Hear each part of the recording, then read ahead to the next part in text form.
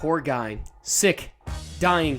The flu is awful. But I'm still going to talk about movies. Today's history on movies is movie tropes. To start off, let's acknowledge that most movies and stories follow a basic kind of setup with the middle, climax, and ending moments.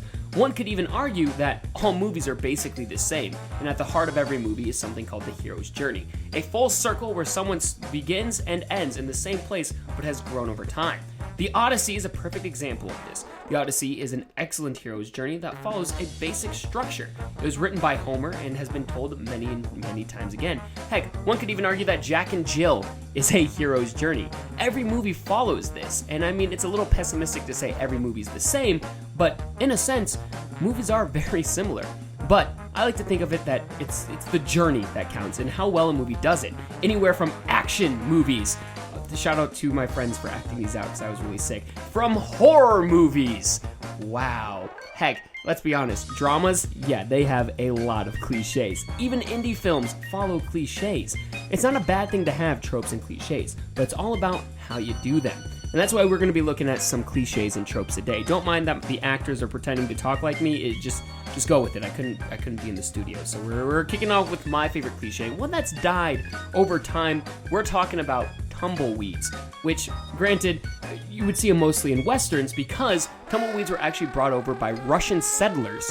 They would die and then become these things that literally rolled, hence tumbleweeds. A director for a movie decided that it represented desolence, that a town had died because this weed had died.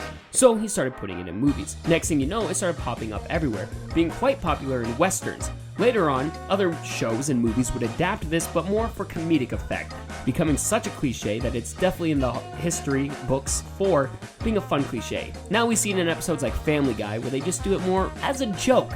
A cliche that's still alive today, though, is going to be the Wilhelm Scream. The Wilhelm Scream is something that is very interesting to me because it's been in over 455 movies, and that's just a rough estimate, and it's something that's still strong today.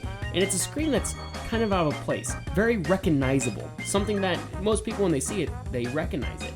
It's one that's been in Indiana Jones, Star Wars, and so many other huge blockbusters, and heck, it's still being used today. But again, not as much as it used to be, but it's still one that's going strong. But one going even stronger is going to be the mystic fortune teller, or someone who can see into the future, give warning, plot device, someone who just does a bunch of exposition dump.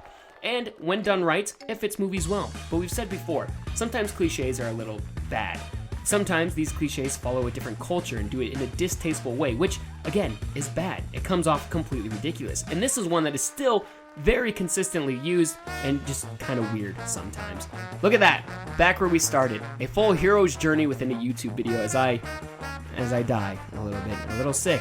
It took a lot to record, but I hope that you guys had fun with this low-budget film thing I've done with my friends. Shout out them for acting it out. Have a great one, guys. Be safe. Catch you on the flip.